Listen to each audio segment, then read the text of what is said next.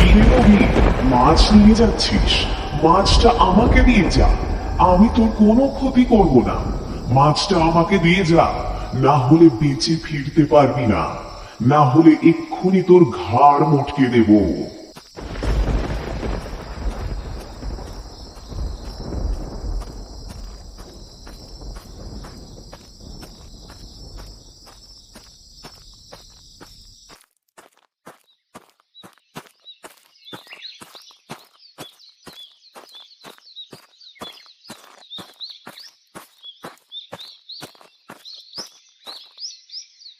তোমরা এখানে বসে চা খাচ্ছ? ওদিকে কি হয়েছে কিছু কি জানো তোমরা? কাঠুরে দাদাকে তো কাল মৃত অবস্থায় পাওয়া গিয়েছে ওই বট গাছের কাছে। কি বলছিস এসব? কখন ঘটল এসব? আমরা তো এসব বিষয়ে কিছুই জানি না। আজ সকালে গ্রামের কিছু লোকজন মিলে কাঠুরে দাদাকে ওই বটগাছের নিচে মৃত অবস্থায় পায়। কাঠুরেকে বারবার বারণ করার পরও কাঠুরে ওই বট গাছ কাটতে গিয়েছিল। এখন তার ফল তাকে ভোগ করতে হচ্ছে। আচ্ছা, তুই কি একদম সঠিক জানিস কাঠুরে দাদাকে বটগাছের নিচে পাওয়া গেছে? হ্যাঁ বাবা, কাঠুরেকে ওই বট গাছের আত্মাটাই মেরেছে। তুমি তো জানোই ওই বট গাছে অশুভ ছায়া আছে।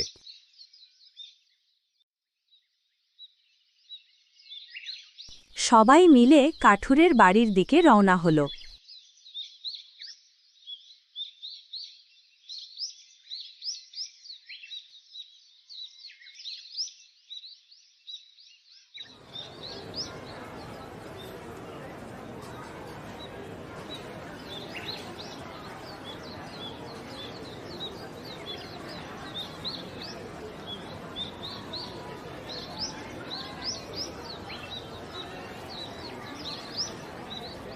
দাদা একটু শুনছেন?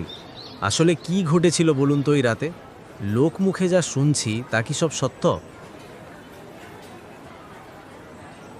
হ্যাঁ দাদা, আপনি ঠিক শুনেছেন। কাঠুরে সাহস করে আমাদের ওই বটগাছটি কাটতে গিয়েছিল, কিন্তু হঠাৎ করেই পরদিন তার লাশ পাওয়া যায়। কিন্তু দাদা, কাঠুরের মৃত্যু কি সত্যিই বটগাছের ওই অশুভ আত্মার কারণে হয়েছে?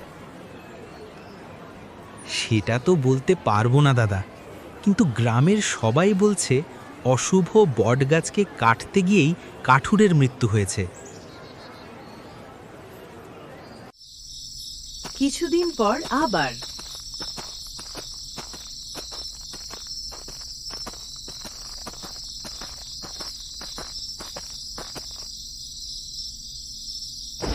কিরে, আমাকে মুক্তি দিবি না? আমাকে মুক্তি দিয়ে যা, আমাকে মুক্তি দিয়ে যা, আমাকে মুক্তি দিয়ে যা।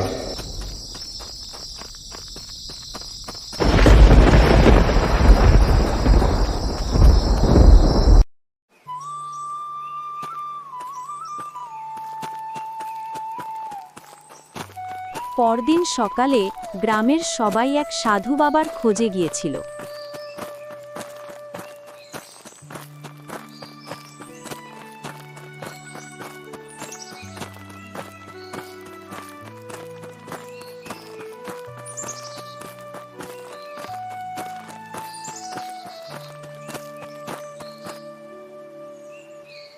সাধু বাবা বাড়িতে আছেন?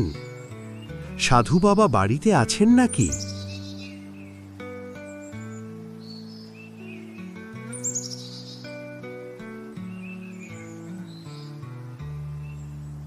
আপনাদের তো ঠিক চিনলাম না।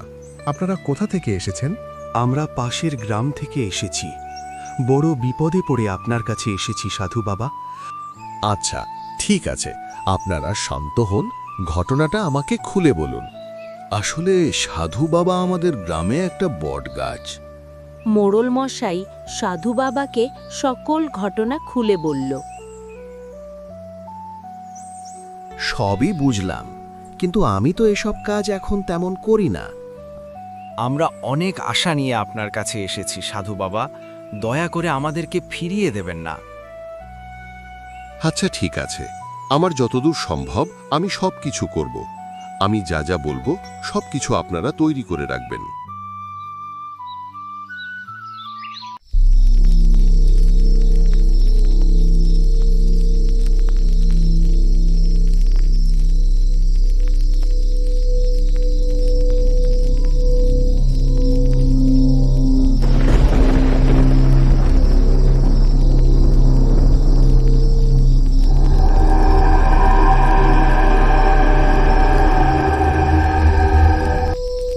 কি রে সাধু, তোর এত বড় সাহস? তুই আমার গাছের সামনে আগুন জ্বালিয়ে রেখেছিস। বাঁচতে চাইলে এক্ষুনি এসব ছেড়ে পালিয়ে যা। তুই কে? কেন এই গ্রামের মানুষকে বিরক্ত করছিস? ভালো চাস তো এখনই গ্রাম ছেড়ে চলে যা। আমি এই গ্রামেরই একজন মেয়ে ছিলাম।